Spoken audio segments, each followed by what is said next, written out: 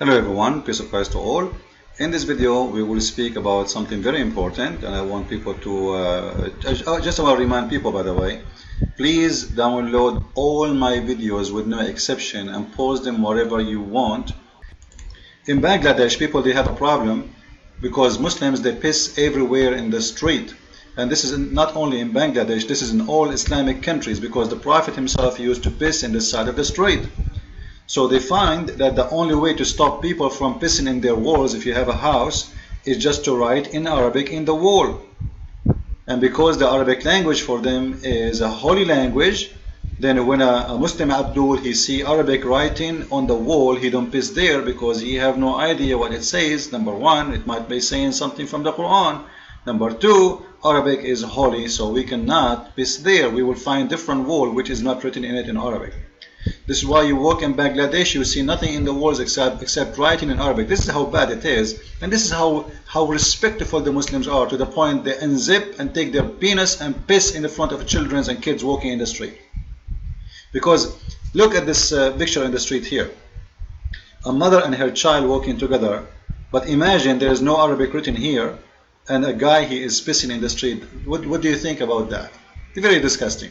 But Muslims, they say that they are the most people who they are modest. They are the people who they are people of dignity. They are people of respect. But yet they have no problem to unzip and take their penis in the front of children and women and piss in the street. And the only way to stop them is to write in Arabic, which is going to make every wall in Bangladesh like a cupboard, and will make the street look disgusting. But however, it's disgusting already with the penises of Muslims all over. However, this is not our topic. I just wanted to show you how much those people, they worship the Arabic language, and how much they are driven by someone speaking Arabic. It doesn't matter how stupid he was speaking. In this video here, we have I think he's a Pakistani guy. His name is Ali Khan. Maybe he worked in Saudi Arabia for some time. He learned some Arabic, whatever. Now this guy, he made a speech, and the speech saying that your ethnic comes from your father. Your ethnic come from your father. And then he will show you an argument he had with a rabbi, saying that he asked the rabbi where the child belonged to who. The rabbi, he said to belong to the mother. So he tried to prove to him that this is not true. This is not true. You don't belong to the mother, you belong to the father. However, this Abdul, just to show you that he have no conversation with rabbi whatsoever, the Jews, they consider that the one who confirmed the child, if he is from the nation of Israel or not, is the mother. But doesn't mean that the mother, she can marry from different man. He is not a Jew. The more we go far away, in the more you see. In the beginning, the Jews didn't have much complicated law. It was very simple. There is no book really to follow. We worship the true God, etc. And then Moses came, and then laws start coming, and etc. And even the Muslims, they believe in that.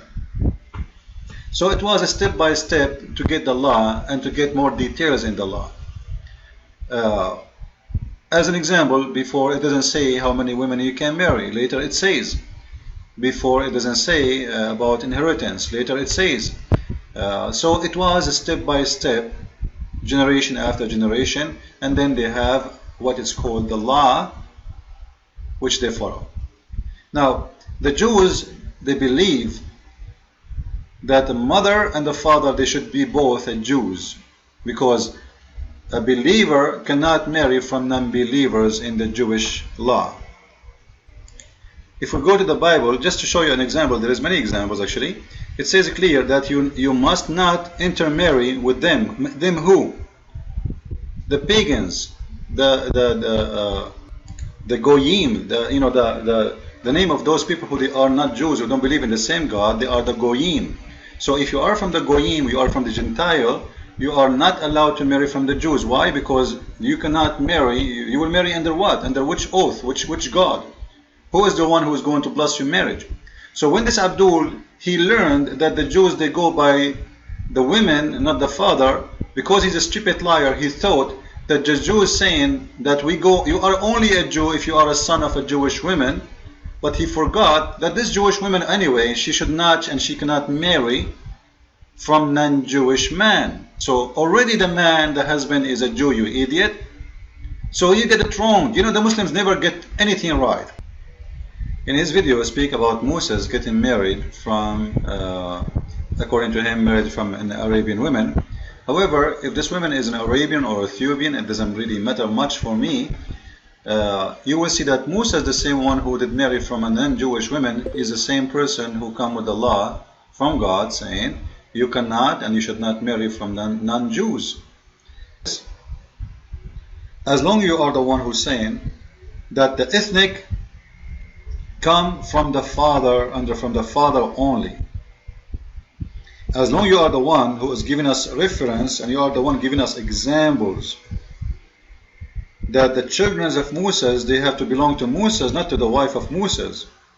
And as long as you are insisting with that, and actually I'm not against that at all. I'm not against that Muslims, they come and they try to tell us about our Bible when they don't understand even their own Quran. The question is the following. As long the ethnic come only from the father, and let me play your voice a little bit, so people here with me, they can see what I'm talking about before we continue. Married an Arab. You with me, Rabbi? You good? Yeah, Musa married an Arab. Okay. Therefore, all of his children, according to you, are Arabs. I like that. Actually, you know, Muslims always they try to prove themselves right by shooting themselves in the foot. So he just made fun of the idea that if you are a person who married from an Arab woman, then you should believe, if you believe that you should not follow the father, you should believe then that the children are Arab. Well, isn't this is what you Muslims do? The Muslim says that Ishmael, he did marry from an Arab woman, therefore his children are Arab. How come it's funny if you believe in it when it's come to Moses, and it's stupid to believe in it when it's come to Moses, but it's okay to believe in it when it's come to Ishmael? How come you are proving that Rabbi wrong? By the way, Rabbi, he will never answer you the way you are saying, because this is not what the Jewish believe. And I showed everybody that this is nothing but a fabrication. However, as long as the Muslims insist that if you marry an Arab, your children are not Arab, and we just heard it from his mouth, then how you Muslims say Ishmael, who is the son of an Aramic man, his children became Arab? You see the double standard? You see the hypocrisy? You see the fallacy? You see the deficiency in their mind? It's okay to have your children to be Arab if you marry from an Arab when they want. It's not okay when they want. Your father is the one who decide your ethnic group when they want. It's not your father when they want. Ishmael, he is the son of a father. He is an Aramaic. His mother is an Egyptian. The son is an Arab. At least when he spoke about Moses, he said, according to you, if Moses married from the Arabian women, the children became an Arab, right? And he rejected. However, all the reference Muslims they quote about Ishmael is false and is stupid, but I will go with their logic. I am going with it, no problem. How the children of Ishmael became an Arab and how Muhammad became from Ishmael, if you just said that ethnic go only for the father. And you know, I have a challenge for the Muslims. I have a serious challenge for the Muslims. Can you show me one verse in the Quran saying that Muhammad is from Ishmael? Can you show me one verse in the Quran saying Muhammad is a son of Ishmael with clear words? You cannot. Then if the Quran never said that, how you come to this conclusion? You want to tell me you got this from the Hadith? Why from the Hadith? Why not from the Quran? How come the Quran give us who is Isaac, who is the father of Isaac, who is Jacob, how he became Jacob, how he be called Jacob? How come the Quran tells us stories about who is Jesus, who is the son of who, but yet Muhammad never be mentioned to be from Ishmael? Why it's left up to be mysterious? You know, the Muslim, they say to us that Quran always make things clear. The Quran don't leave things to be guessed by you. And if there is none of those, then how you come to this? However, I want to stop in here, and I want to focus on this to show you that this is nothing but a stupid argument. I'm not against, by the way, I'm not saying what he said that your ethnic is coming from your father. This is not my argument. I'm saying it's stupid to be double standard. It's very funny and very showing the hypocrisy when one side story you make it's okay to become an Arab when your father is not an Arab. But in another story, it's not okay to become an Arab when your father is a Jew. So obviously, Muslims, when they try to prove something to be right, they prove themselves to be wrong. So I go with this. I have no problem with this. You are going to belong to your father. And then we need to ask another question. If Jesus, he have no father, as he said in the video, then Jesus belonged to who? If Jesus is born of a woman, but he don't have a father, Jesus belonged to who? To his father. Who is his father? The one who sent him. Who is the one who sent him? According to the Quran, Allah. But if we ask the Muslims, who is Jesus? They will say to you, he is from the nation of Israel. But yet this Abdul, he said the opposite. He said Jesus is not from the nation of Israel. To be from a nation, your father has to be from that nation. To be from a nation, who must be from that nation? Your father.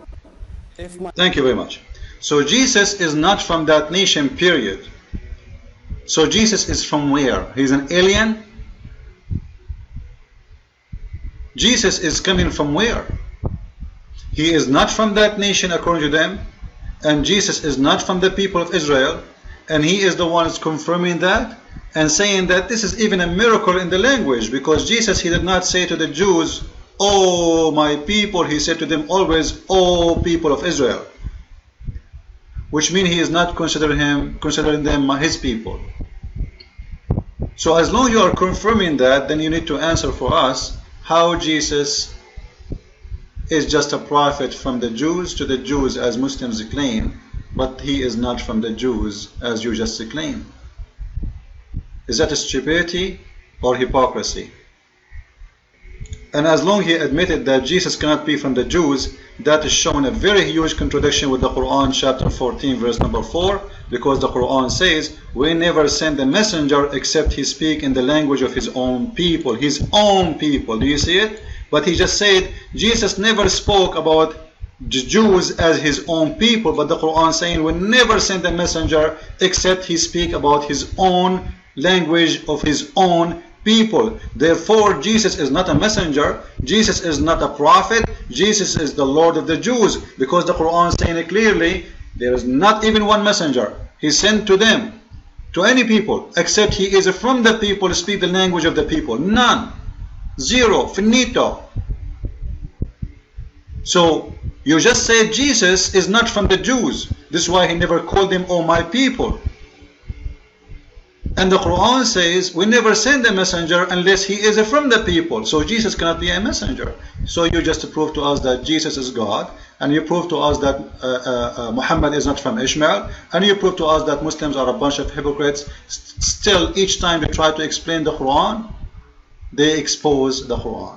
Christ is Lord, Islam is stupid. I mean to that.